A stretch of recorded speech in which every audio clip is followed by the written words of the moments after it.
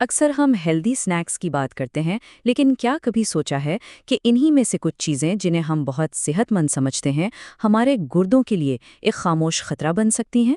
चलिए, आज इसी पर बात करते हैं कि कैसे एक मामूली सी आदत एक बड़ी परेशानी की वजह बन सकती है। तो सवाल ये उठता है, क्या वाकई एक हेल्दी स्नैक गुर्दों को नुकसान पहुंचा सकता है? इसका जवाब शायद बहुत से लोगों को हैरान कर दे। और ये सिर्फ कोई आम बात नहीं, इसके पीछे एक बिल्कुल सच्ची कहानी है। जरा इस बात पर गौर कीजिए। एक खातून ने सेहतमंद रहने के लिए चिप्स की जगह काजू खाना शुरू किए, और नतीजा क्या निकला? उनके गुर्दों ने लगभग 20% पर काम करना शुरू कर दिया। ये कोई कहानी नहीं, एक हकीकत है। आखिर ऐसा हुआ कैसे? चलिए, इसकी तह तक जाते हैं।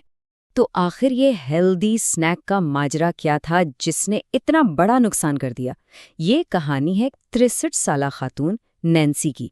उनका एक फैसला, जो देखने में बिल्कुल आम और सेहतमंद लग रहा था, उन्हें एक बड़ी मेडिकल इमरजेंसी में ले गया।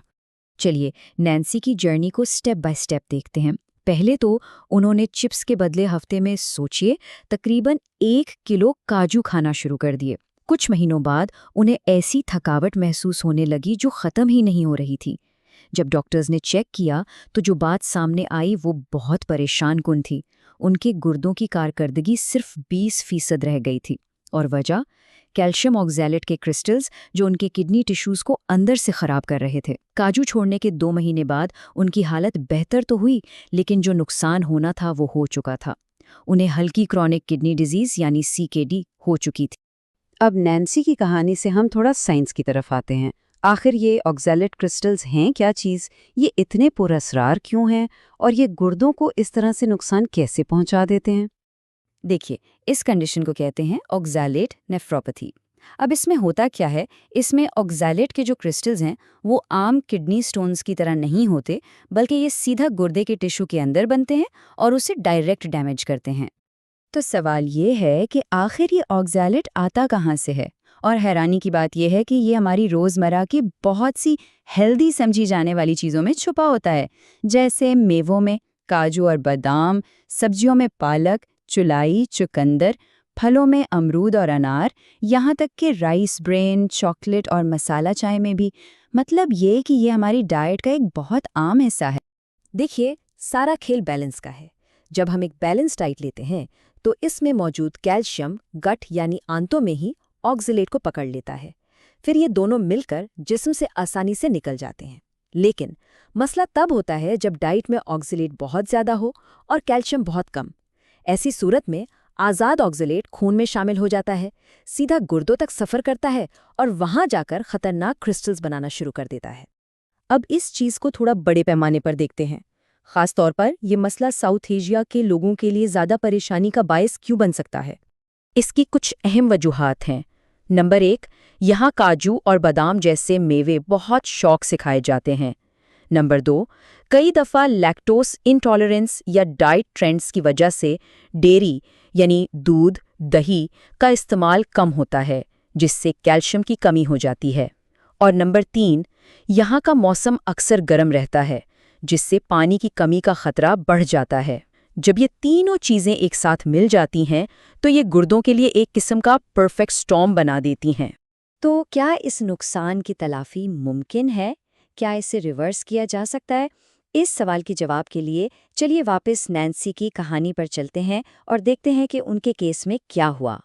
तो नैन्सी के केस का नतीजा ये निकला कि 2 महीने बाद उनकी किडनी फंक्शन में बेहतरी तो आई, लेकिन जो डैमेज हो चुका था वो पूरी तरह से ठीक नहीं हो सका। उन्हें हल्की सी क्रॉनिक किडनी डिजीज रह गई।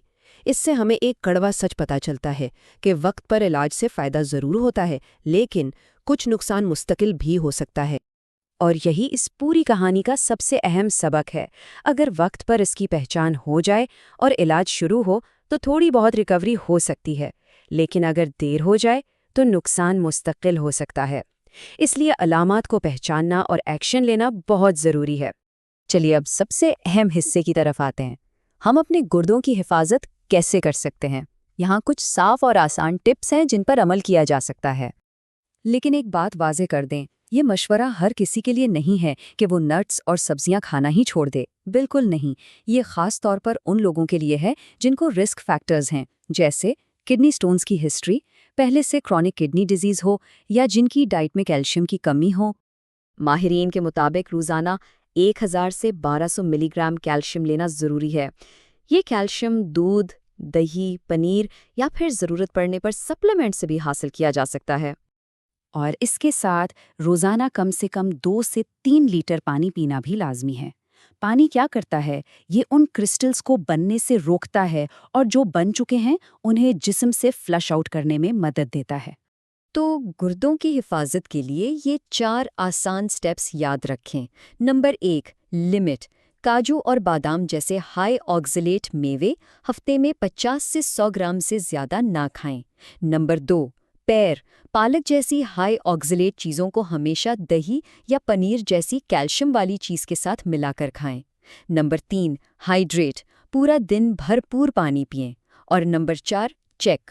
अगर रिस्क फैक्टर्स हैं तो रेगुलर किडनी फंक्शन टेस्ट ज़रूर करवाएं। इससे और आसान बनाने के लिए अपनी देसी डाइट में कुछ स्मार्ट बदलाव कर सकते हैं। मिसाल के तौर पर रोज़ाना काजू का पूरा बाउल खाने के बजाय 5 से 10 काजू दूध वाली चाय के साथ ले लें।